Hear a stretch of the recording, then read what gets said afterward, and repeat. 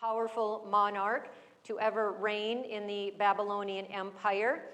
He died around 71 or 72 years old. The Chaldeans were noted astronomers and astrologers. They were immersed in the occult, as well as the magical practices and beliefs.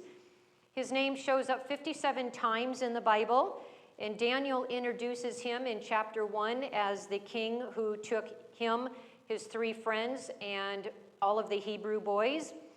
He is known as the destroyer of nations in Jeremiah 4:7, and yet in Jeremiah 27:6, God calls him his servant. God used Nebuchadnezzar to punish the Hebrews. A lot of people think that God was punishing Nebuchadnezzar and his nation, but it actually wasn't like that. It was the other way around. It was because of Israel's rebellion. And so the people of the Hebrew boys were actually told to not rebel. And the reason that God actually put those Hebrew boys into captivity was the purpose so they could pass the diet test of obedience and then to evangelize this heathen nation so they could come to know God. The whole purpose that God did this was to bring God into this heathen nation. It was not for punishment, like a lot of people think. And we're going to read that in the Bible. When we read carefully, we'll see that it was for a salvational issue. And then we also read that Nebuchadnezzar stole the lands and robbed the Hebrews of their riches, but he did allow them to keep their idols in order to secure their cooperation. Let's read Daniel 4. We are going to start with verse 24. It says, "This is the interpretation, O king." So those of you who know about Daniel, this is his second dream, and he is asking for an interpretation of it. Nobody knows the interpretation, so someone reminds him about that Daniel can interpret dreams. So now this dream is being interpreted. "This is the interpretation, O king, and this is the decree of the Most High, which has come upon my lord the king, that they shall drive thee from men, and thy dwelling shall be with the beasts of the field, and they shall make thee to eat grass as oxen." So we can't eat grass and digest it. So when you look up in the original language, grass is translated as young tender greens or sprouts. So these are sprouts. "And they shall wet thee with the dew of heaven, and 7 times." Why 7 times? What's that mean? 7 years. What does the number 7 represent? Perfection. And also, in our body, it takes 7 years for us to completely regenerate every single new cell. So every 7 years, we are a total new person. So 7 times, so it's the number of perfection, "shall pass over thee until you know." Okay? So God is not punishing. He's after their salvation, and here's where we know. So for 7 years, "until you know that the Most High rules in the kingdom of men and gives it to whomever he will." So Nebuchadnezzar must not be giving God the credit for who rules the kingdom. He was a very proud and arrogant man, and we're going to read where that led him to. So God is after his salvation here until he comes to know God. That's why he said that he's going out there, not to punish him, to save him. "And whereas they commanded to leave the stump of the tree roots, the kingdom shall be sure unto thee. After that thou shalt have known that the heavens do rule." I would say that is a pretty wonderful God, that though he is trying to save this man, and he's going to the ends of the earth to make this happen, and yet he is also saving his kingdom. We're talking about the most wonderful, powerful nation in the world at that time, and there was no war to overtake that country. I think that's pretty amazing. God is being very, very, he's being very kind to this man. So notice that as we keep reading, that his sins is that he doesn't know God. So verse 27, wherefore, O king, let my counsel be acceptable unto thee, and break off thy sins by righteousness. See, God is trying to save this man. He's not trying to condemn him, because God is always after our salvation. He's always trying to save us. He will do everything possible to save us, but we have to cooperate with him. Okay, break off thy sins by righteousness. This is righteousness by faith. It's faith of Jesus working in us. And thine iniquities by showing mercy to the poor. What are his sins? Well, it reads right here that he is not recognizing God as the ruler of the kingdom of men, and he's not recognizing that God is the one that brings up and tears down kingdoms, and he's not showing mercy to the poor, if it may be a lengthening of thy tranquility. He's got a lot of pride, and he's being very merciful. Let's go down to 28. All this came upon King Nebuchadnezzar, and at the end of 12 months, this is another merciful act of God. Not only is his kingdom not going to be warred over, but he also gives him a year. So God warns him a year earlier, a year later. Now, at the end of 12 months, Nebuchadnezzar walked into the palace of the kingdom of Babylon. The king said, is this not the great Babylon that I have built for the house of the kingdom by the might of my power and for the honor of my majesty? You see, he's got a pride problem here. He's got an eye problem, and God is trying to save this man. While the word was still in the king's mouth, there fell a voice from heaven saying, O King Nebuchadnezzar, to thee it is spoken, the kingdom is departed from thee. And they shall drive thee from men, and thy dwelling shall be with the beasts of the field. They shall make thee eat grass or sprouts, young tender greens as oxen, and 7 times or 7 years pass over thee until you know that the Most High rules in the kingdom of men and gives it to whomever he will. Do you see that he's not punishing him? He's trying to save this man. That he's going to keep him where he needs to until he saves him. The same hour.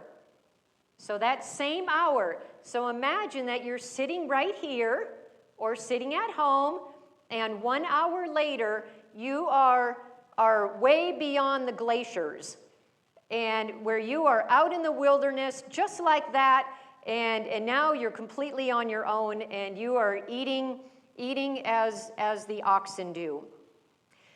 And it says the same hour, so in less than an hour was that thing fulfilled upon Nebuchadnezzar, and he was driven from men and did eat grass as oxen, and his body was wet with the dew of heaven till his hairs were grown like eagle's feathers and his nails like bird's claws. Here he is looking like an animal.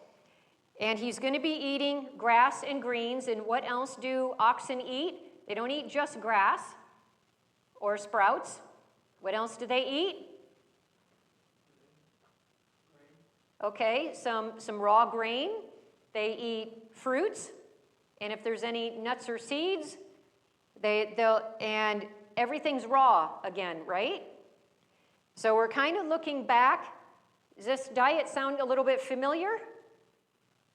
Here we have Daniel, an end-time prophetic book for an end-time prophetic people with an end-time prophetic message. And it starts out with a test of diet. Chapter 1 is a test of diet. Chapter 2 is a test of worship. Chapter 3 is the fiery furnace for those who obey God in chapter 1 and 2 when it comes to diet and worship. And chapter 4 is redemption. We're going to get to chapter 5, because if we, right after this, so now he is eating the most extremely healthy diet on the planet. This is a diet that is filled with vitamins and minerals. It's detoxifying of all of our toxins, and it's filled with all those vitamins and minerals and the phytochemicals, the antioxidants, the bioflavonoids, the proteins, the photosynthesis. This is a pure, wholesome diet. And at the end of the days, I, Nebuchadnezzar, lifted up mine eyes unto heaven, and my understanding returned unto me, and I blessed the Most High, and I praised and honored him that lived forever, whose dominion is an everlasting dominion, and his kingdom is from generation to generation. And all the inhabitants of the earth are reputed as nothing, and he does according to his will in the army of heaven and among the inhabitants of the earth, and none can stay his hand or say unto him, What dost thou?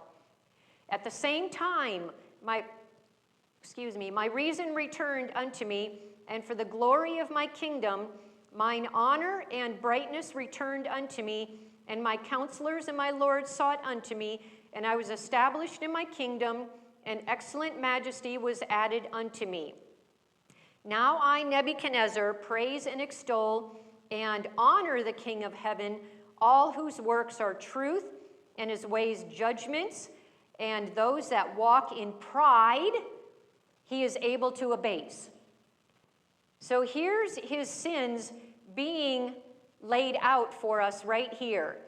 Now think about this end-time prophetic book in this chapter and how it relates to chapter 3 of Revelation in the church of Laodicea. There is a parallel, because that church of Laodicea in Revelation 3 also has a pride problem. So look at the parallels. And God hates pride, and so he's got pride, he's got arrogance, he's got an eye problem, and he doesn't know God, and God is trying to now save him.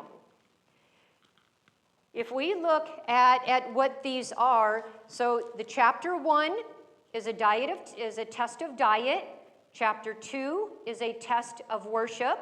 Chapter 3 is the fiery furnace for those who obey God in chapters 1 and 2.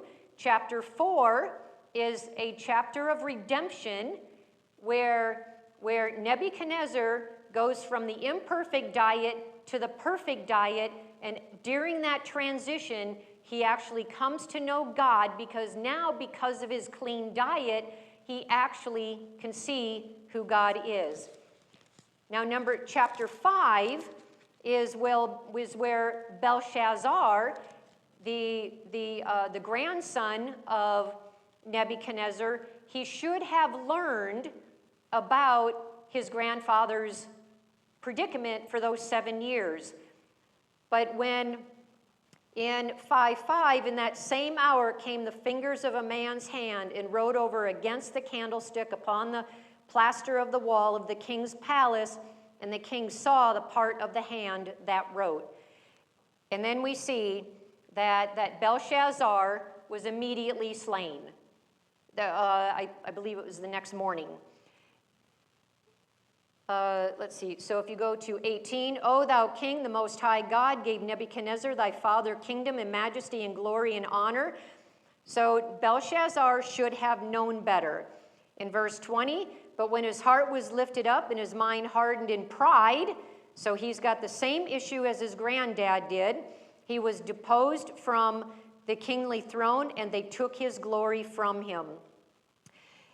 And so here we have the in verse 22, but Belshazzar did not humble his heart, though he knew all of this. But he lifted up thyself against the Lord of heaven. And in that night, in verse 30, Belshazzar, the king of the Chaldeans, was slain. So here we have in chapters 1 through 4, and now chapter 5 is judgment for those who don't follow the Lord. And we see chapter 6, the lion's den, is redemption of those who obey. I mean, this is really fascinating when we look from one chapter to another. When in our history did we go through as a worldwide event where we had a test of diet or appetite? So diet or appetite is not only what we put into our mouth, but our body is the temple of God, and whatever goes into our body and whatever means it comes. So we experienced as a world, chapter 1, a diet test. Chapter 2, we then experienced a test of worship. Then chapter 3, we had the fiery furnace who wanted to obey chapters 1 and 2. When did we go through that?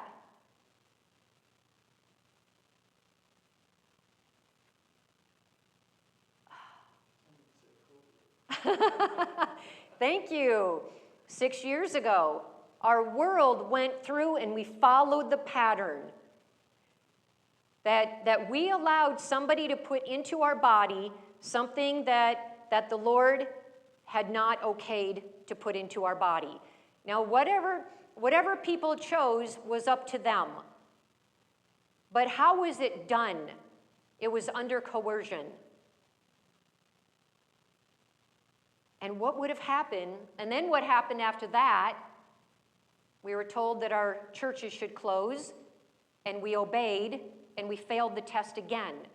We failed chapter 1, we failed chapter 2, and therefore, anyone who wanted to follow chapter 1 and 2 got persecuted,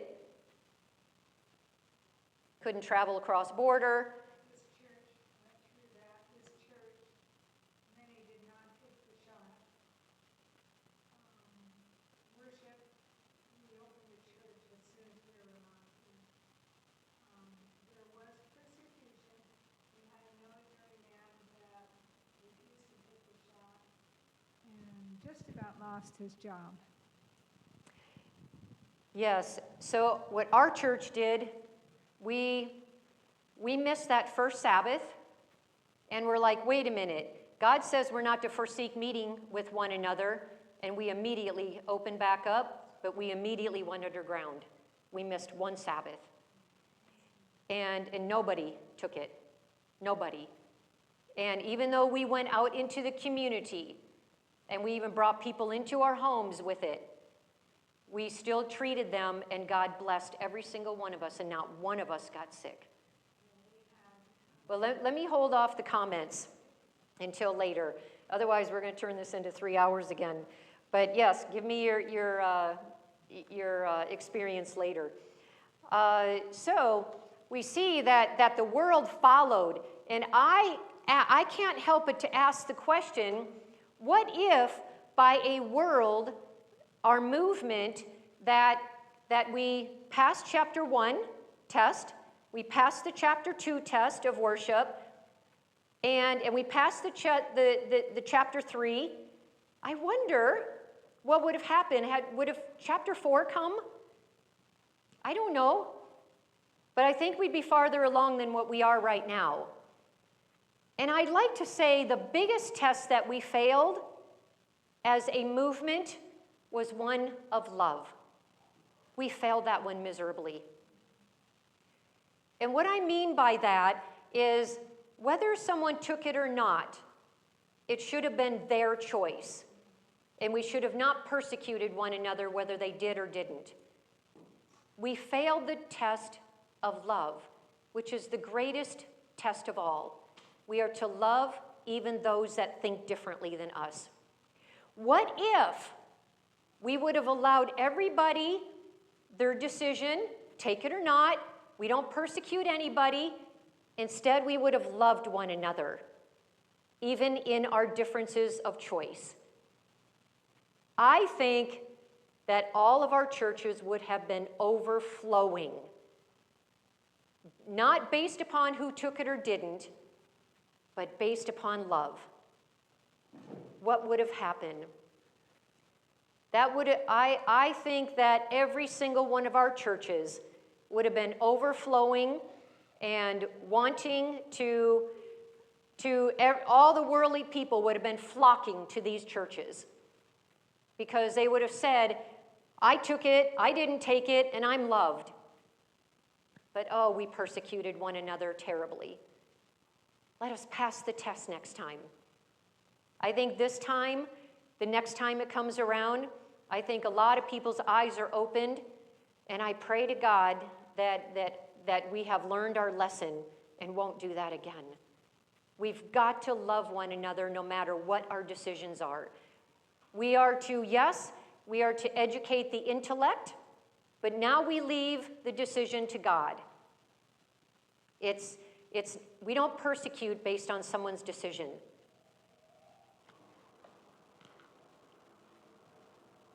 So let's look at the different characters between Daniel and Nebuchadnezzar. Also think about their diet. So Daniel, he honored, so Daniel, we know that he had the wonderful diet, not at the king's table. We know that Nebuchadnezzar, his diet was one of meat and sugar and processed foods and alcohol and unclean foods. So now let's look at the character differences. Remember, this is an end-time prophetic book that God wants his end-time prophetic people to know and understand. Just like Daniel opens up with a test of diet, the book of Revelation also wastes no time in getting to a diet test. We went through that in Revelation 3:21. So we see that Daniel honored his body as the temple of God, and we see that Nebuchadnezzar indulged his appetite. We see that Daniel had total commitment to God, but Nebuchadnezzar had a fleeting commitment to God, and he worshiped his own gods. He controlled his own idols. Daniel had a regular prayer life. Nebuchadnezzar had no prayer life. Daniel sought wisdom or approval from God above all else, including to the point of death, and include of offending anybody who may have been offended by his decision, not his character, because we are to remain a lovely character even as we stand firm. We are not to get nasty. We're not to be argumentative. We're not to defend ourselves. We are to love people in our firmness to stand with God, and God will honor that. And then as people don't want to hear it, now they become repelled, and if they want to hear it, they will come together. Where Nebuchadnezzar had no prayer life with the God of heaven. Daniel sought wisdom from God. Nebuchadnezzar worked from his own approval and his own wisdom. Daniel did not seek revenge, even from imposters, including all of those people and even the other Hebrew boys who were constantly gossiping and finger pointing and making life very difficult for them. And Nebuchadnezzar always sought revenge. Daniel did not get involved in the political day-to-day life.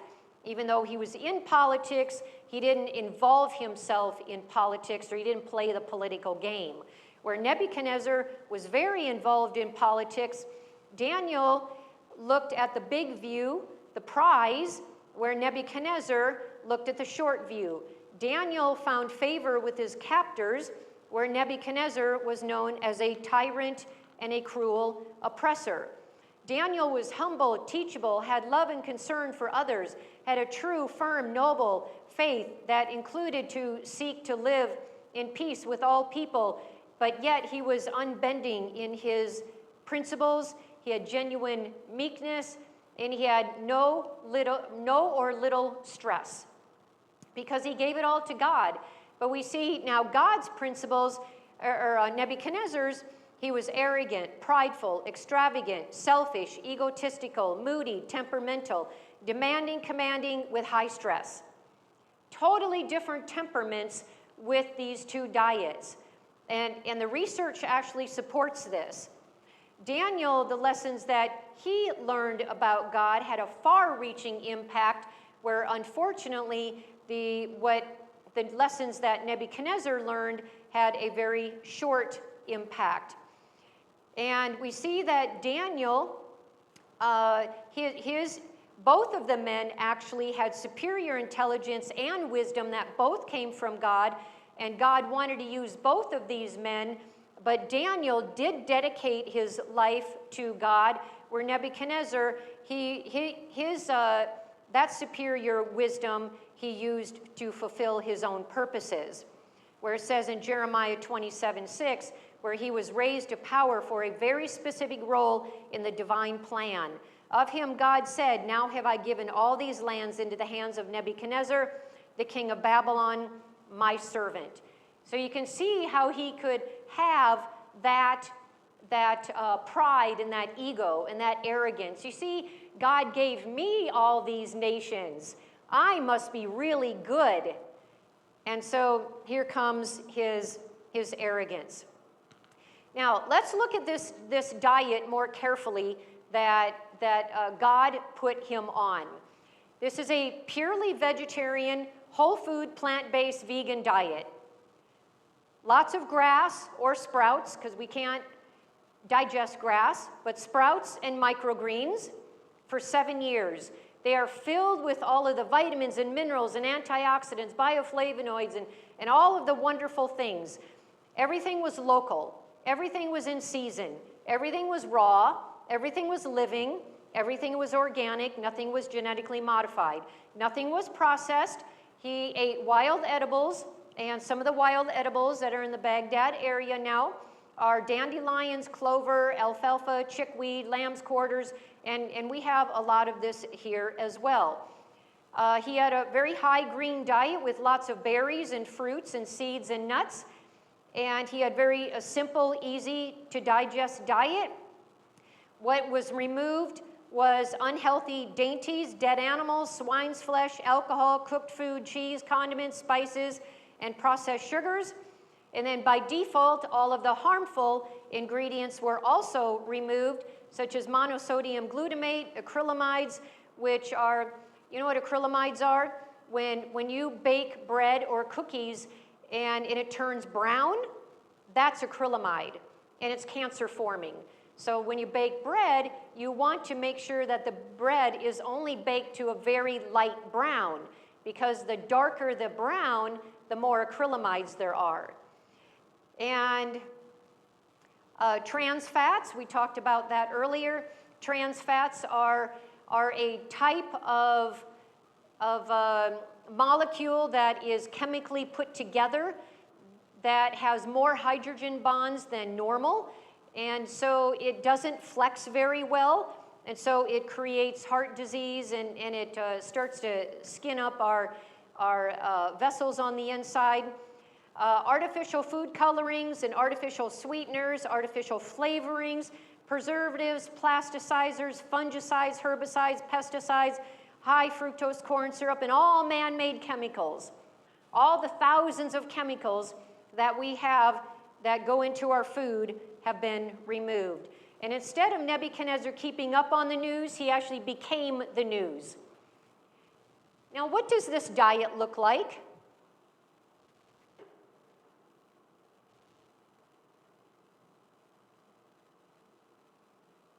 I know you know. What does this diet look like? It's the diet of heaven.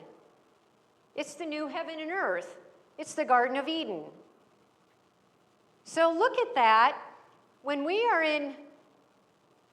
have chapter 1, a test of diet. Chapter 2, test of worship. Chapter 3, the fiery furnace for those who want to follow God.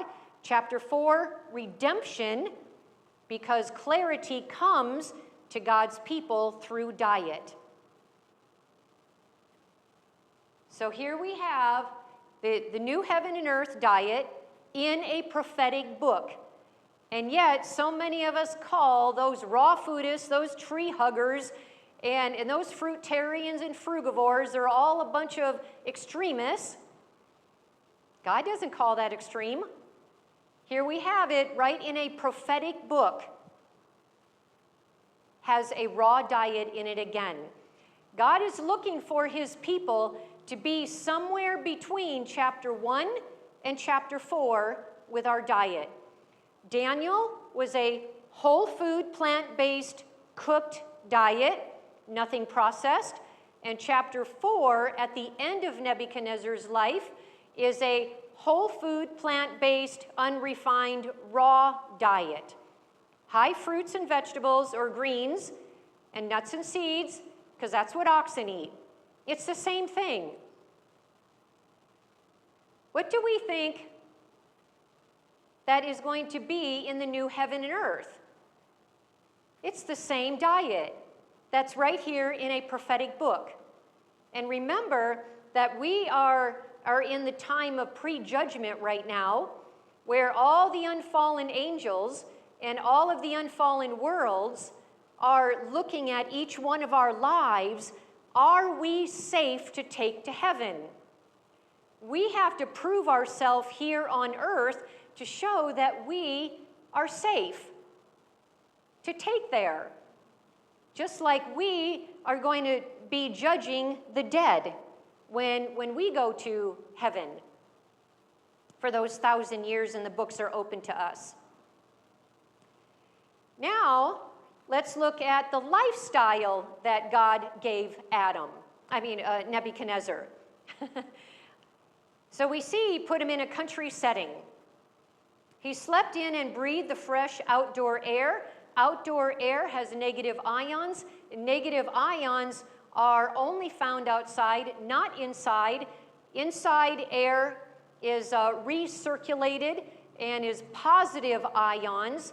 Outside is negative ions, and it's the outside air that creates so much healing. We don't get the healing from indoor air. So when someone's sick, you take them outside.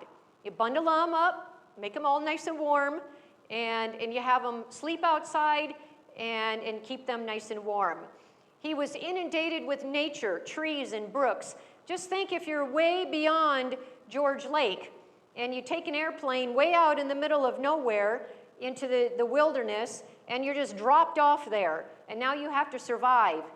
Just think about what that diet would look like. Think about what that, when I went out there, we saw little fruit bushes, and we also saw there's plenty of greens, there's plenty of edibles out there.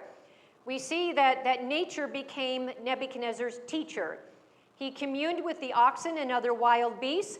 You can imagine the bears, maybe the wolves, whatever else is out there here in Alaska, and he's just living out there with them.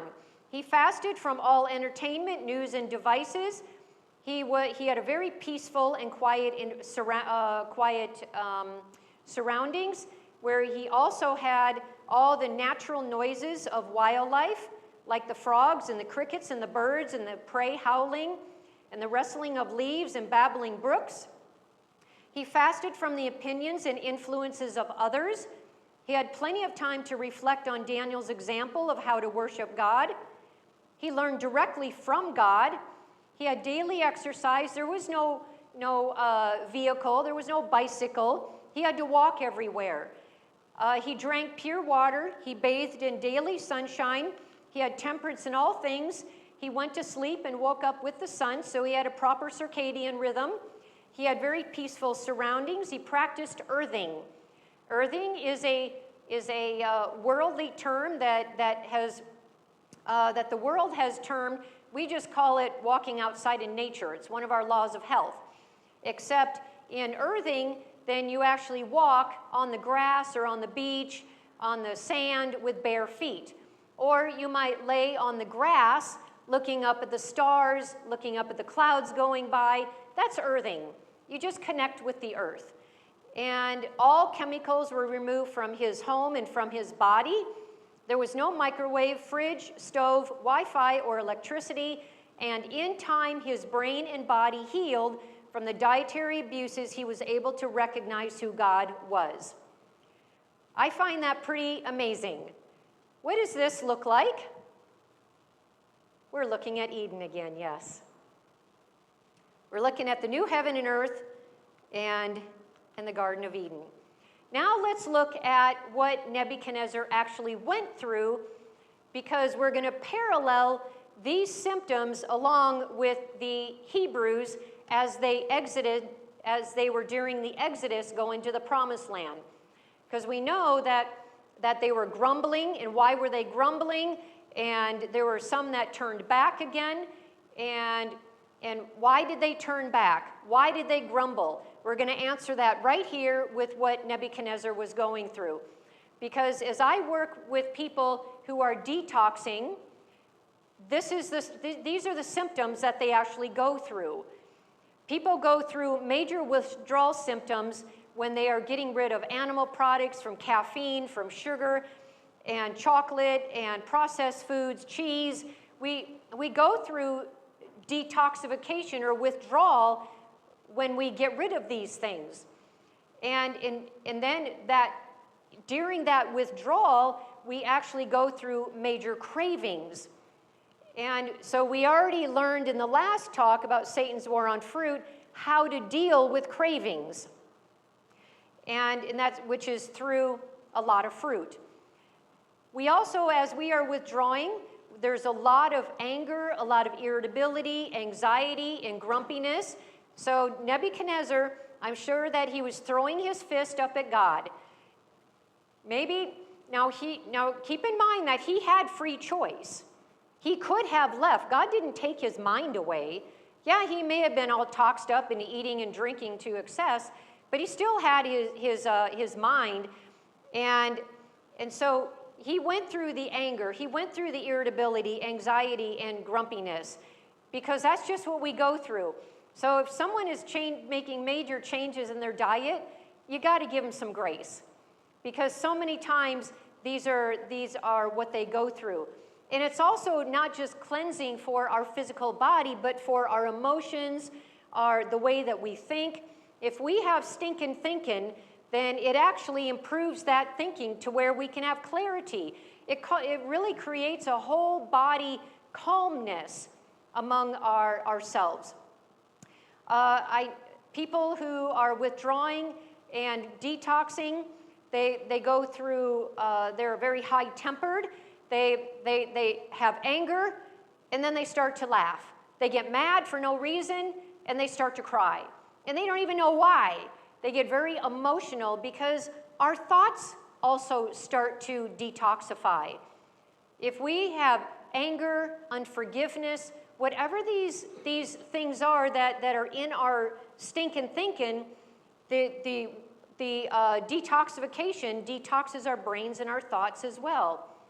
Nebuchadnezzar, I'm sure, had a lot of outbursts to God, just like the Hebrews did. Oh, God, is that all we get is this manna? It's because they're going through detoxing too, but they didn't understand. People go through, and I know Nebuchadnezzar, he had lots of mood swings from crying to laughing. He had irregular bowel movements, which is very common, that people go from constipation to diarrhea.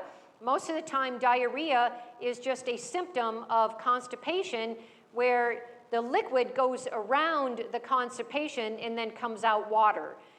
So the last thing that we really want to do is to be taking something because of diarrhea when it's actually constipation. His liver became totally overloaded with toxins, because that's what happens, because our liver is a major detoxifier of our body. And so as all these toxins now start to come out of our cells, our liver starts to deal with them. And when we are detoxifying, then and the toxic load is starting to come down from us. If we are toxed up to here, which is most people, and then we stop with the toxins, and it starts to come down little by little, and now the body's like, hey, I remember last year and 10 and 20, 30, 40, 50 years ago, I stuffed this virus over here.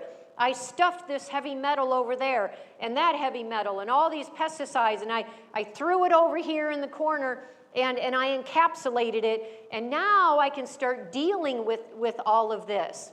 And so the body starts to open up the storehouse where all of these chemicals are being held safely in our body, and now starts to take it out.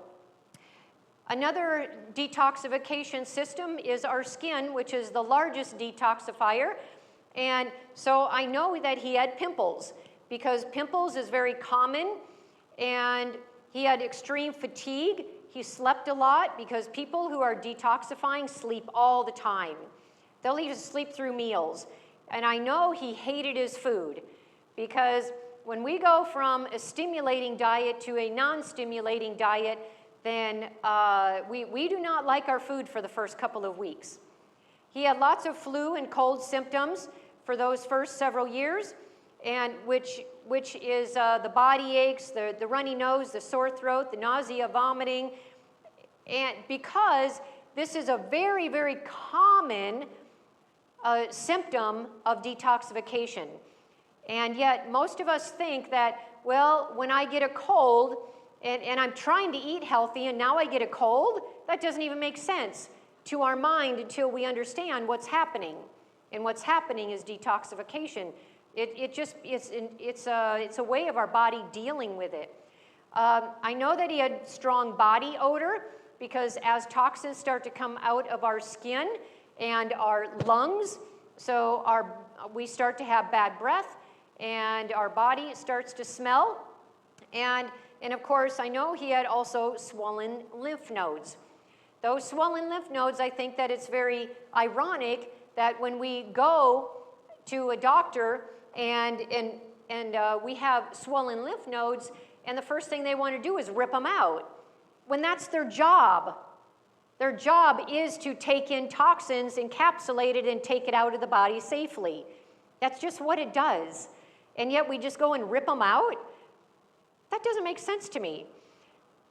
It's just like you get a trash can that you put out on the curb every week, and this week you overload it, and the lid can't even fit on, and now you're going to throw away the whole trash can because it's overfull. Instead of assisting the trash man and putting the trash in the trash can, which empties the trash can, you don't just throw out the baby with the bathwater. You don't throw out the trash can because you're throwing out the trash or the trash can's overfull. Well, it's the same with our lymph system. Our lymph system is the trash can of our body. It's supposed to do that. And we don't want to be ripping things out. And when we need to now assist our body in reducing those lymph nodes. So we go on, we stop the toxins from coming into our body and the offending foods, and now we bring back into the body the things that are beneficial, such as our raw fruits and vegetables and our beans and our non-gluten grains and a few nuts and seeds, keeping the fat low. And everything just starts to work together, because now all that fiber from those fruits and vegetables and the beans start to help our lymph system to remove that trash. Because the fiber is the trash can, or is the trash man that takes it away. Where the lymph node is the trash can, and the toxins go in it.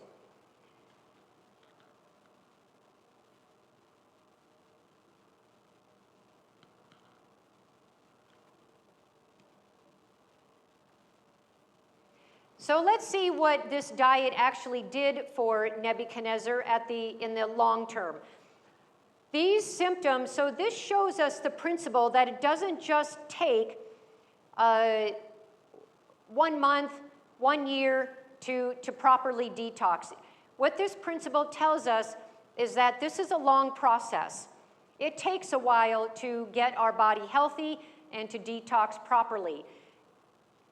What he was going through in that previous slide with all of those detox symptoms He was going through it little by little. At first, it was a lot, and as his body was detoxing and the toxins were coming down, now he's starting to feel better. But in the beginning, it was really intense, and then it started going down and down from there until 7 years, he now was able to finally understand. So over the years, it boosted his immune system into overdrive. It gave him energy abounding. Day by day, more and more toxins were being removed. He eventually started to have a peace of mind. He started to experience happiness, joy, and being grateful again. He had lots of time for reflection. He reduced or eliminated his risk of all the lifestyle diseases, that list that I showed you in Satan's War on Fruit.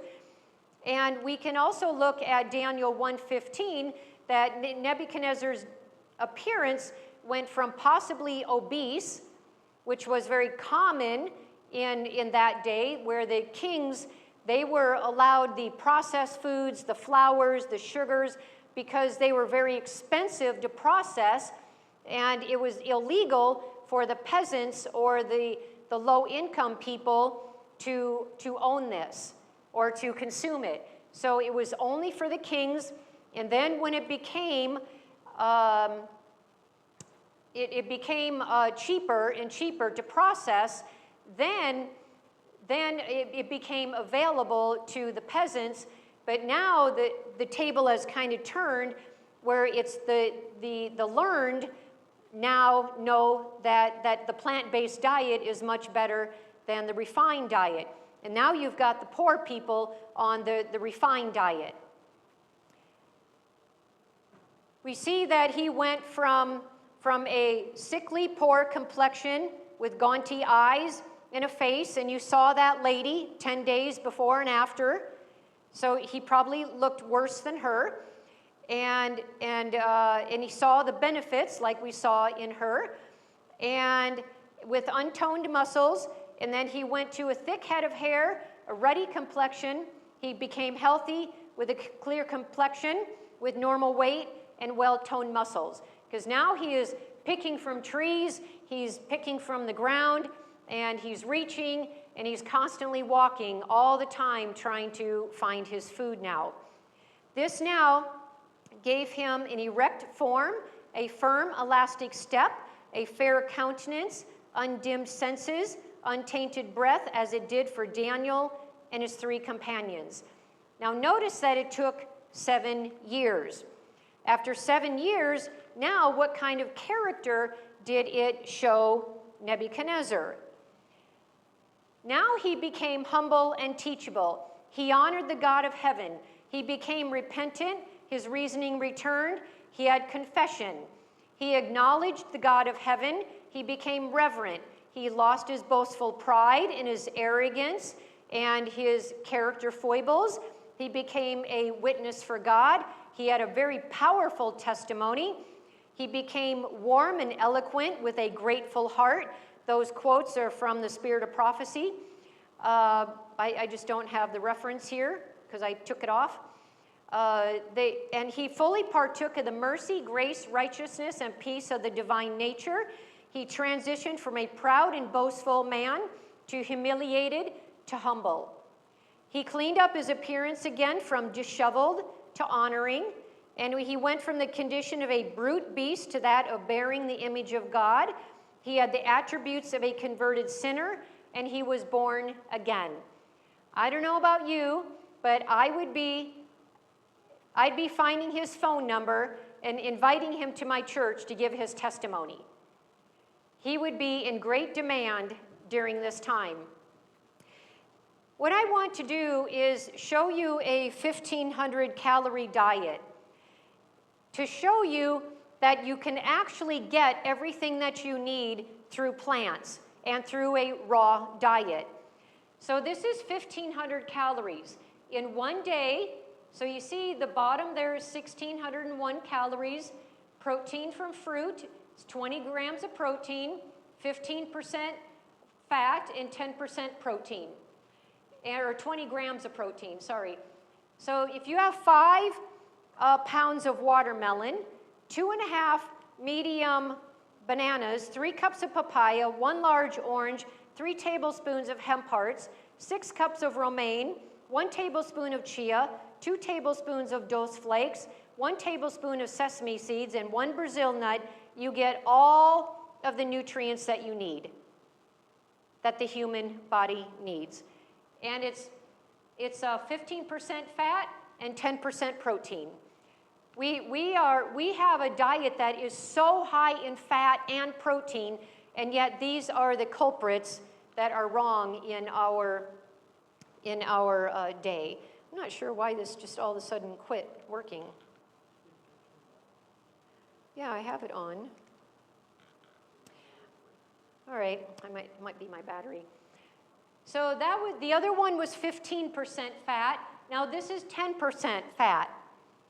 So 10% fat, 10% protein, 1,500 calories. Now if you have 4.25 pounds of watermelon, 3 large oranges, 3 cups of papaya, 3 cups of guava, 1 medium avocado, 450 grams of jackfruit, that's 1,545 calories, and that is 34 grams of protein, or 10%. It is 21 grams of fat, or 10%. And the missing items here are iodine, selenium, zinc, and vitamin K. It's going to be low in those. It's not going to be missing. It's just going to be lower. And now, if we add the sea vegetables, a little bit of dulse or some kind of a sea vegetable, you add 1 Brazil nut for the selenium. You add like 2 to 4 cups of leafy greens and 1 tablespoon of pumpkin seeds for your zinc, and now you've got everything that the human body needs again. I find this pretty amazing. I think we've been sold a bill of goods thinking that we can't get everything that we need in the diet that God has commanded us. Why do we think that his diet is suboptimal for us when he's commanded it? Why would he command it and then make us unhealthy because of it? Yet, this is where all of our nutrients are. We don't need the beans and grains. I'm not saying don't eat them. I'm just trying to make a point that through a Nebuchadnezzar new heaven and earth, or the Garden of Eden diet, we can get what we need. And we also look at John the Baptist. All of these are raw. All of these are high fruit, vegetables, and a few nuts and seeds. Now let's look at Nebuchadnezzar's diet and lifestyle and how it deals with the end times. So remember that Daniel is an end-time prophetic book with a dual application for both back then and present. And it opens up with a test of diet. The diet and lifestyle of Nebuchadnezzar is the same diet that God is trying to lead us back to today. And just like his poor diet and lifestyle made him go mad, the research is very clear that it shows that we go mad as well. And that's what the Nedley program is based upon. And as he engaged in a therapeutic diet and lifestyle and regained his faculties, the research also strongly supports that this happens to us when we go from that imperfect diet to an improved or perfect diet. And yet we're told that the large amount of cooking that is done is not at all necessary. Neither should there be any poverty-stricken diet, either in quality or quantity. And the inflictions of the stomach affect the brain, and we see that there is a gut-brain reaction, that one affects the other, whichever one it is. We're told that the diet reform is to be progressive. Let the people be taught how to prepare food without the use of milk or butter. Tell them that the time will soon come where there will be no safety in using eggs, milk, cream, or butter, because disease in animals is increasing to the proportion to the increase of wickedness among men. If we didn't see the wickedness of the earth 6 years ago, we were out to lunch. It was at its height that I have ever seen. where everything is just overt, no longer covert. The wickedness of the world has come out. The time is near when, because of the iniquity of the fallen race, the whole animal creation will groan under the diseases that curse our earth. And God, and I think, let them impart this knowledge as they would Bible instruction. Let them teach the people to preserve the health and increase the strength by avoiding the large amount of cooking that has filled the world with chronic invalids. By precept and example, make it plain that the food which God gave Adam in his sinless state is the best for man's use as he seeks to regain that sinless state. You see, God is trying to move us towards heaven.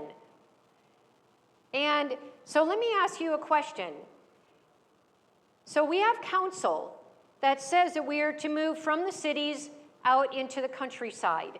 And then we are to, once we get kicked out of our country home, we're going to have to move to a retirement home. And then we have one more step, and then we have heaven. Where's that next step? The wilderness. What do we think God's going to feed us? The Nebuchadnezzar diet. He's not going to be feeding us the Daniel diet. It's going to be the Nebuchadnezzar diet, because that's our next step to heaven. That's our diet test. So God is trying to move his people between chapters 1, a whole food, plant-based, unrefined vegan diet, and a cooked, and chapter 4 is a whole food, plant-based, unrefined, raw diet. God's not going to be giving us cooked beans and rice when we're out in the wilderness. No, he's going to be providing trees for us and wild edibles. Do you see the pattern here?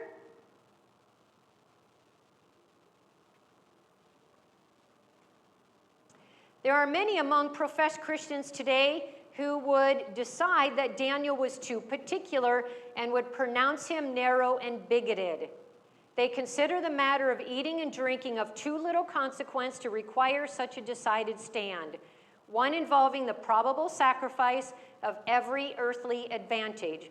But those who reason thus will find in the day of judgment that they turn from God's express requirements and set up their own opinion as a standard of right and wrong. That's why I'm really big on we have to use God's definitions for the way that we choose to live and believe and act and react. We can't afford to have our own opinions, or this is how I was raised, or this is what I was taught, or no, we have to use God's definition. We have to become people of the Word again if we want to be part of that magnificent 144,000.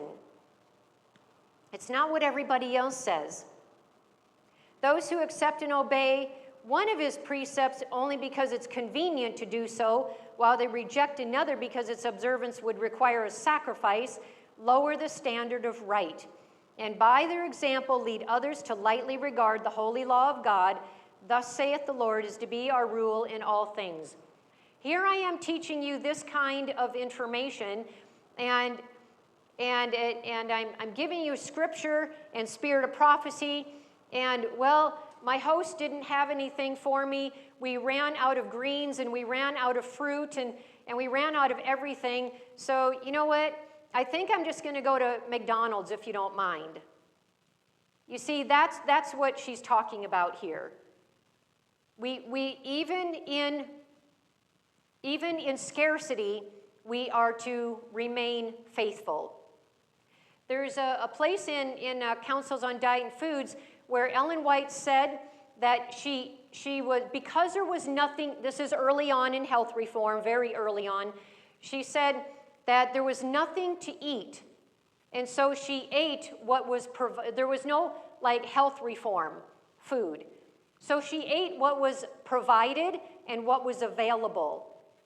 But you know what God said to her? That was wrong. It was sinful. It was sinful. And so we're to look at Daniel, Nebuchadnezzar. We are to look at Jesus, Daniel's friends, John the Baptist, and kind of take all these principles, all of this information in the Bible about diet is for our understanding and for our growth. For those who make a determined effort in the name of the conqueror to overcome every unnatural craving of appetite, what does that say? Yes, will not die in the conflict. That means that I have to get on the ball with my diet. I've got to look at my diet and my appetite in general. Every unnatural craving. What do I choose to look at? What do I listen to? What do I put in my mouth? How do I entertain myself? It's all of that. That's a promise. And so why are we kind of we're into natural remedies and we're just kind of looking everywhere else, but we're not focusing on diet and appetite. Indulged appetite prevents one from understanding present truth. Indulged appetite paralyzes the senses. Indulged appetite causes dullness of brain. These are all in Counsels on Diet and Foods. Indulged appetite is the greatest hindrance to mental improvement and soul sanctification. I would say that's pretty amazing. And if you were in my Counsels on Diet and Foods class, I have you underline or highlight those sentences that are a salvational issue, and to put an S in the margin with a circle around it to signify salvational. I would say that's one of those statements. Would you agree? It's soul sanctification, because sanctification is a daily process, and it happens throughout our lifetime. With all our profession of health reform, many of us eat improperly. Indulgence of appetite is the greatest cause of physical and mental debility and lies largely at the foundation of feebleness and premature death. Let the individual who is seeking to possess purity of spirit bear in mind that in Christ there is power to control the appetite. We just have to go to Him. And every time that I change my diet up, in the beginning, I have to really rely upon Him. And I have to pray my way through it.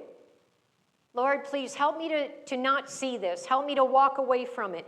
Help me not. And all through the grocery store, I'm having to ask for His strength upon me. What are some of the lessons that we can learn then? We learn that we are not to underestimate the power of our diet and lifestyle, where diet is a leading step to our salvation and full surrender. So we are not saved in how we eat, but our diet gives God a fighting chance to save us. Diet gives God a fighting chance to save us. We don't eat the way we do in order to be saved, just like we don't keep the Sabbath in order to be saved. We keep the Sabbath because we are saved. And we keep the diet that we do because we are saved. Let us not underestimate the power of our choice to follow God in every particular and careful way. Let us follow God's counsel, not our own ideas and opinions. Nebuchadnezzar may have been a great conqueror, but God is the mighty conqueror who conquered even Nebuchadnezzar. Another lesson learned is that as Daniel, we are our best witness when we allow no room for compromise. We are to stay on that straight and narrow path. God is trying to take His people right now to death before dishonor. And think about that. Mull over that. Death before dishonor. God will save those around us if we are faithful in our own walk. I have a sermon that I give on how do we save other people. And it's through our witness. If we want to point at somebody else, Lord, they're not living the way they're supposed to, They need to change this or that. They're unlovely in this way or that, or their character foibles, or Lord, them. But God always says, but what about you? And now we got to look at our own unlovely character. But see, that's what God wants. If we want to be part of that 144,000, we must have the courage to look at ourselves in a very hard way. We have to be able to admit our foibles, our failures, that may not be so small. We have to learn to apologize, be repentant. We have to be willing to change our ways. We change who we are. And God will do that in us. It's not all us and it's not only Him. It's humanity and divinity working together. We have to be that witness. If I want someone else to change their diet because I see it's bad, if I want my husband, thankfully he eats really close to the way I do, but if I want him to change his diet for the better, then I'm the one who has to change. If I want my friends to be more loving and kind, guess what? I'm the one who has to be more loving and kind, because I'm that witness of what I want this person to see. And how do they know what path to follow if I'm not following it either? What gives them the courage to change and that it's worth it if I can't even overcome? It gives them no hope. So I'm the one who has to change if I want to see someone else saved or change in a way that is positive. It's a wonderful thing to be praying for other people, because as we focus on them and their foibles, God brings it right back around to us. What about you? No room for compromise. God will not be mocked. We can learn that. He will always show us who is really in charge, just like He did Nebuchadnezzar. I say let us learn our lesson early and from the failures of other people, so I don't have to go through those same things. There might be a lesson learned as we see how Adam and Eve went from the perfect to the imperfect diet. And we see Nebuchadnezzar in a prophetic book go from the imperfect diet to a perfect diet and was saved. We see how diet cleanses our mind. Our prophetic lesson to learn also is that people will come into our church at the end times learning about diet and lifestyle. And they will come to know God because of our witness. As they detox an overworked body, their minds will become clear and able to see God and understand the Bible and recognize truth. We are going to be, you see, on a Thursday night, I went through how health reform came out of the dark ages. And health reform is part of that. And we can't separate it. But at the very end, the last thing that I said was, see, there's no more coming out. All of those steps were coming out.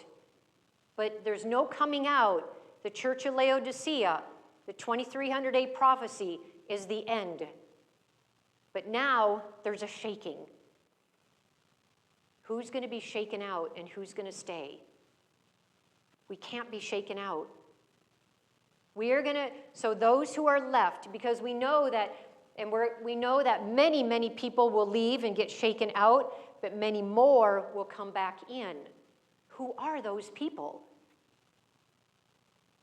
Those people are going to be the tree huggers. They're going to be the raw foodists. They're going to be the fruitarians and the frugivores, the vegans, the purple hair, the leathers with the cutoffs. Hey, dude, how are you doing? They're going to come in rough and tough. Her shirt's going to be a little too low. Her skirt's going to be a little too high. They're going to come in with lots of earrings, tongue rings, nose rings. These are the people who are going to be coming in because their mind is clear. They're already eating God's diet. But who else is going to be coming in? You see, they're going to come in with a clear mind, already eating health reform.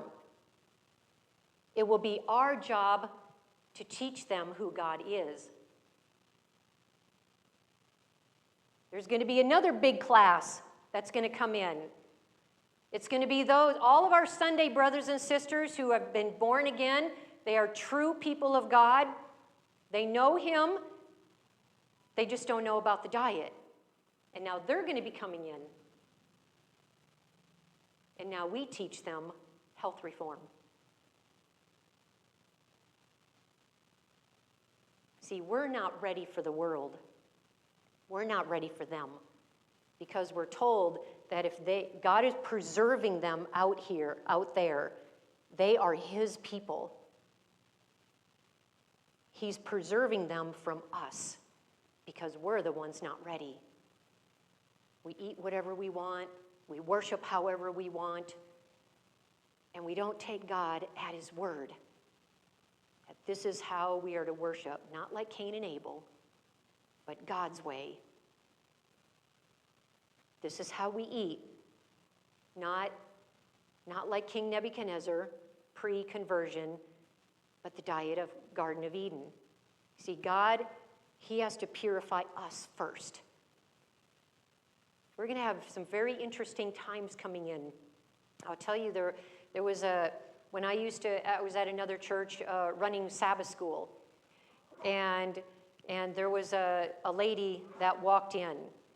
Very low-cut top, very short skirt, earrings everywhere. She just had probably 6, 7 earrings in each ear, hanging down. She had all 10 fingers had rings. Some of them had 2 rings. She probably had 15 necklaces. She probably had 15 or 20 bracelets on each. And here she comes with green hair. And she walks into our church while I'm giving a Sabbath school class. And as she walks in, I just said, "Welcome, hi, how are you?" I made no reference to anything. And she told us what her name was. I said, "Oh, we're in Sabbath school class, why don't you join us?" And everyone introduced themselves to her. And no one said a word to her about anything. She had just come to know about the Sabbath. And I noticed, I don't know, I don't remember exactly anymore, but it was maybe 6 weeks later, I noticed like five bracelets. And maybe instead of 15 necklaces, she had like 10. And then I noticed that there was one earring, one hole that was unfilled. And I noticed that her tops got a little bit higher. And I noticed that she started wearing pants instead of short skirts. She still had green hair, and sometimes she'd walk in with pink hair, but no one ever said anything to her. Didn't say a word. I certainly wasn't going to say it. I mean, who do I think I am to say anything to her? And I noticed week after week after week, the jewelry started coming off more and more until, I don't know, it was maybe 3, 4 months later. She came in one day with a full proper dress and no jewelry, and I still said nothing to her because I thought she would think that I would be judging her had I said something. So I just acted like it was any other day. I said not a word.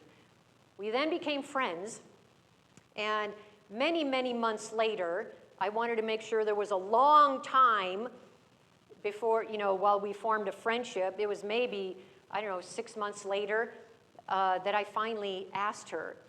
I said, "So what happened? Don't I remember that you used to, have all your jewelry and your clothes and your hair and like, what happened? Do I remember that right?" and oh yeah, you remember right. And I said, "Well, what happened?" And you know what she said? "I saw the lovely character of all you ladies. I saw what you wore, and it made a big difference to me." and you witnessed to me, and no one said a word to me. I didn't feel judged. I didn't feel like I was doing something wrong, even though I obviously dressed and looked very different than everybody else. See, it's those kind of people are going to come in. And if we're going to be all judgy about them and to condemn them, don't you know that you shouldn't be wearing that? You need to take off all those earrings. You need to take off all those necklaces.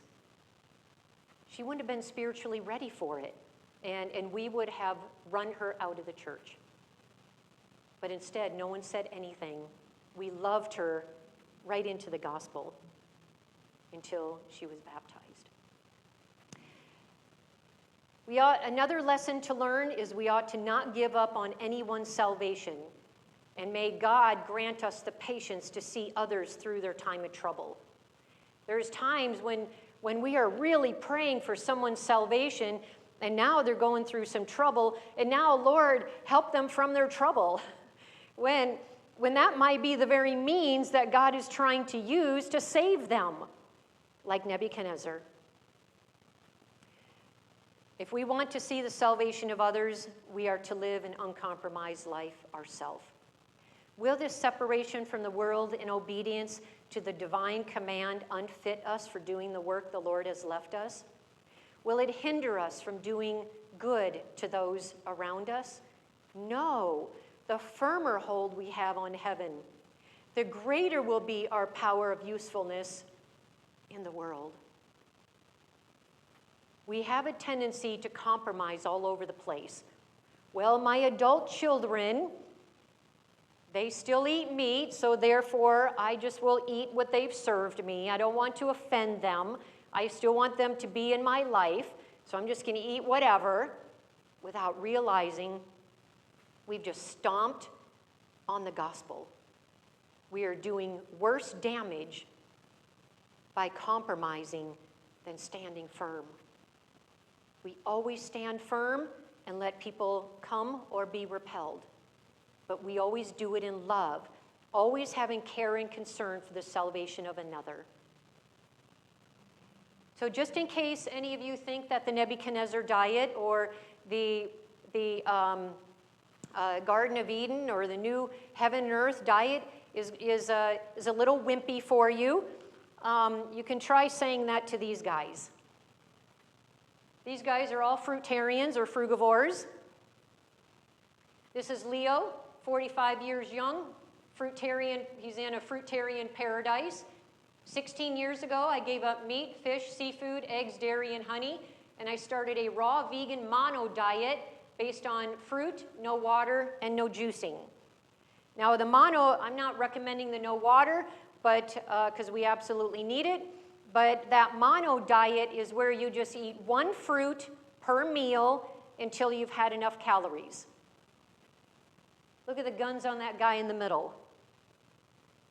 Try saying that to the guy on the right. You're a little wimpy because you eat just fruit. How about these guys? You want to say that to these guys? This one on the left is Dr. Doug Graham. I believe he just turned 73.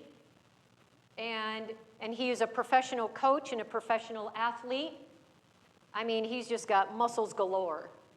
Look at that guy in the middle. Look at those guns on him. And the guy on the right, Ted Carr. And these two guys, both frugivores as well. We don't have to worry that we're not going to be able to build strength.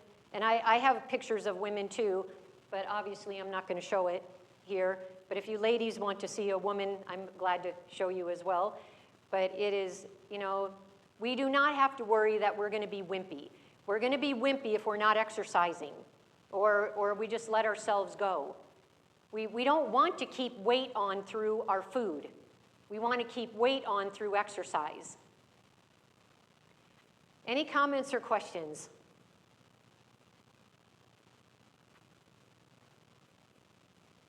What do you think about that?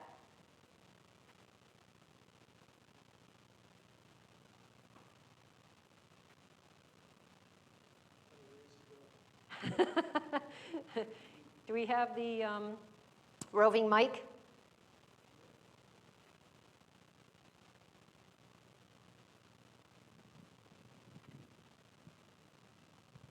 to say that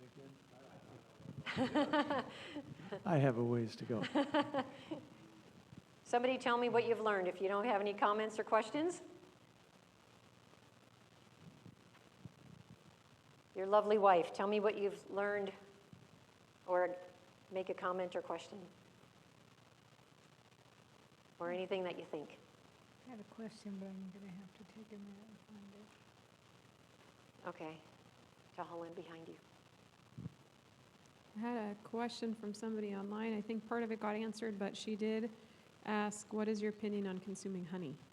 On honey.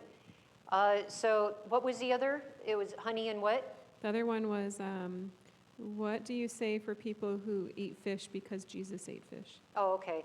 So honey is in the, I want to be careful with honey because I think that it needs to be carefully chosen. Most of us, first of all, it's with John the Baptist. And so do we need to give it up completely? I'm not convinced that we have to give it up completely, but I think if we are going to choose to eat it, we have to choose very carefully.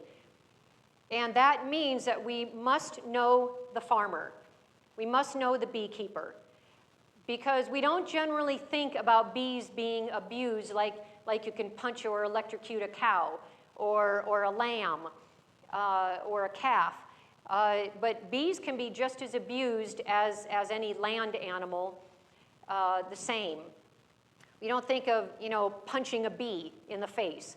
But the abuse comes from stealing their honey, which we have no right to do. If we're a beekeeper and we are responsible, then we want to make sure that the bees they fly thousands of miles among them in order to feed themselves for the winter. We have no right to steal all of their food. If there's excess food, then that would go to waste and they don't need it, then the excess can be taken, but never should we replace their honey, their hard-worked food for their winter keep, and then replace it with sugar water, because that's what happens. The far majority of farmers, they're greedy. And so they take 100% of the honey, they give, in the winter, they then give them sugar water, which has no nutrients in it because honey actually has quite an impressive nutrient value to it. But sugar water has no nutrient value to it. And so what happens is it destroys the immune system of that bee. And now we have to, the farmer has to put in antibiotics in order to keep their immune system up, or they get sick. And now they start to get mites, and all sorts of problems happen. This is because of greed. The bees have their own right to their own food. We would not think about taking the food that ants, ants do the same thing. They're very colonized. They're in their little nests. They have often hundreds, thousands or more ants, depending on the size, and they all work all summer long to get their little crumbs. And you see a little tiny ant going across the pavement or something with this giant piece of breadcrumb or something. The breadcrumb's like that big, and they are doing everything they can to haul it to their den for the winter. We would never take the food from an ant, for what they gathered. Why would we do that for the bees? It's very abusive, and that most people don't think of. So unless you know the farmer and you have a conversation with them, I don't think we have any business buying honey. But if we know the farmer, or we get to meet them at like a farmer's market, for example, I engage in friendly conversation. And I start to ask questions, open-ended questions. I do not let them know why I'm asking or what my end point goal is. I don't say anything about that because they're not going to tell you then. But you want to eventually ask them in a very kind and respectful way, what do your bees feed on in the winter? And because if they know that they're not going to make a sale because they say that they're feeding sugar water, they might have a tendency to not tell you the truth, that they do get sugar water. So that's why I'm very careful in the way I converse with bee farmers, and I make sure that they don't know what direction I'm going. I'm just having a friendly conversation about information, and eventually they'll tell me. And if they say it's sugar water, I'm very friendly. I never say anything. I don't condemn them, other than I might say, you don't leave any honey for them. Do you think that it might be a good idea to at least leave them some honey? And then depending on where they go with that conversation, I may or may not get anywhere. But if they say that they leave the honey there and they have an expression like, oh no, I would never take their honey. I mean, you can tell. I mean, I've talked to enough bee farmers to know their reaction. And if they're shocked or they're, they have some kind of an explanation, or, it's, you usually can find them pretty safe. So those are only the rare occasions, but otherwise there's no need to use honey. We can use dates as a sweetener. We can use maple syrup as a sweetener. There's coconut sugar. We can use something else that's safer. We don't need to abuse our bees. We need to love our bees because they are our next year's crops. And as far as what about Jesus and he ate fish, I would like to ask a question. If Jesus came today, would he be eating fish? Yes or no? No. Why? Oh, sorry.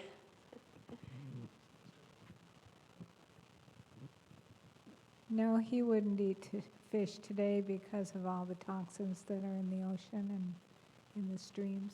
Okay. Yes. Exactly. Yeah, so you're both right, but see, I have a feeling that the viewer wants to hear it from a biblical viewpoint. But see, if we truly believe that the spirit of prophecy is inspired by God, he's not going to come today eating fish because he would not go against his own counsel. And our counsel is to have a non-stimulating diet that is a whole food, plant-based, unrefined, non-animal vegan diet. Why would he go against his counsel? It's a very simple answer. He would not go against his counsel. And then if we look from a secular viewpoint, yes, it is because how toxic the streams are, the oceans. You can't go anywhere anymore at all and get healthy fish. Because even if they're out, if you get them and they're out in the middle of the ocean, well, where do you think they were earlier? They were in Japan, and they came along to Alaska and went up their rivers. Exactly. So they're along the shorelines where all of the toxins are. And we have, even in the middle of the ocean, there is just loads and loads and loads of trash in the middle of the ocean. There's just gobs and gobs of tires that have been just dumped in there years ago before we realized the toxic condition that we were creating. So there's two answers, both of them. He would not go against his counsel, so that is no longer a valid argument. What would Jesus do? Well, back then he ate fish, therefore it's okay for me. That we are not living in the same era. You see, on Sabbath, yesterday during the sermon, you might want to re-listen to that because I went through from Genesis to Revelation talking about all the different diet tests that were there and all the different people who failed the test and they lost salvation. And that test of diet was for that particular time in history. We are living way over here, and you see our next step is heaven. So we're so worried about Leviticus 11 back here, where God's not taking us backwards. He's trying to move us this way towards the heavenly diet. It is not, we're well beyond the clean and unclean meat. God is trying to take us prophetically between Daniel 1 and Daniel 4. A whole food, plant-based, cooked diet, unrefined, and chapter 4, a whole food, plant-based, unrefined, raw diet. That's where we should be, somewhere in between there, because that's our counsel. Jesus was way back here in the timeline. That was fine back then. They didn't have the same diet tests that we have today. We look at the Israelites, they were on a plant-based diet heading to the promised land. We're heading to the promised land. We see John the Baptist was the forerunner of the first coming. We are the forerunners of the second coming. He had a wilderness diet, and we will have a wilderness diet. And he had a raw, simple diet, and we will too. Thank you for the questions. Any other comments or questions? Tell me what you've learned. Give the microphone to somebody.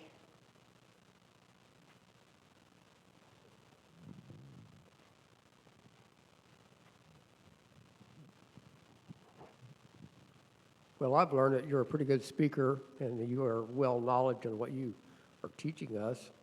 And I also learned that I walked out in my greenhouse the other day and it's full of chickweed and lamb's quarter, and I'm going to have one of those salads tonight. All right. That's excellent. So you mentioned the difference in the ionization of inside versus outside. So where does a greenhouse fit into that? Oh, that's a good question. Well, it is permeable. I'm going to have to, you stumped me. But it's pretty permeable. So I asked the computer the question too. I wanted to see your response first. What- It said somewhere in between. Yeah, that's what Because the that's my plastic answer, and yeah. stuff would absorb it, but the plants and stuff would produce it in the misting, so it's somewhere in between. Yeah. Is sort of what it was saying. Yeah. All right, yeah, thank you. Give the mic to someone else. Tell me what you've learned. I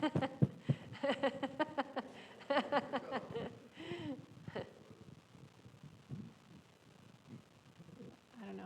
I can't think of anything off the top of my head. Oh, wow, I must not be a good No. teacher. I just can't think of a certain point, specific point. Okay. All right, well, thank you so much. I really appreciate you coming. Did you want me to do a third talk, or how do you want to do that? Give a break and then come back?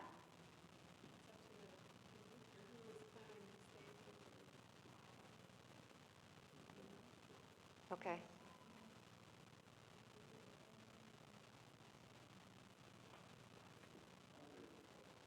Sounds good. Okay, well, let's end for the day then. Thank you so much for coming. You guys have been great in your comments and questions. I really appreciate it.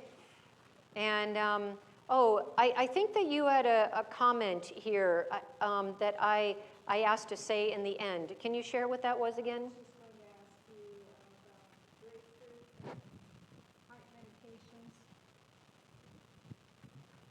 medications. Doctors say that grapefruit interferes with heart medications. And I'm wondering if that's all heart medications or just like the digoxins and those types of things. Yeah, that I can't answer. I've never looked that up. All right, well, let us stand and have a word of prayer. If you'd like to end us. Let's pray. Loving Father, we thank you for the afternoon session that we've enjoyed together. We ask that you will help us to be mindful of where we are in this world's history, that we help us to understand that you are still working with us and help us to continue to walk with you and work with you. In Jesus' name, amen. Amen. All right, so tomorrow,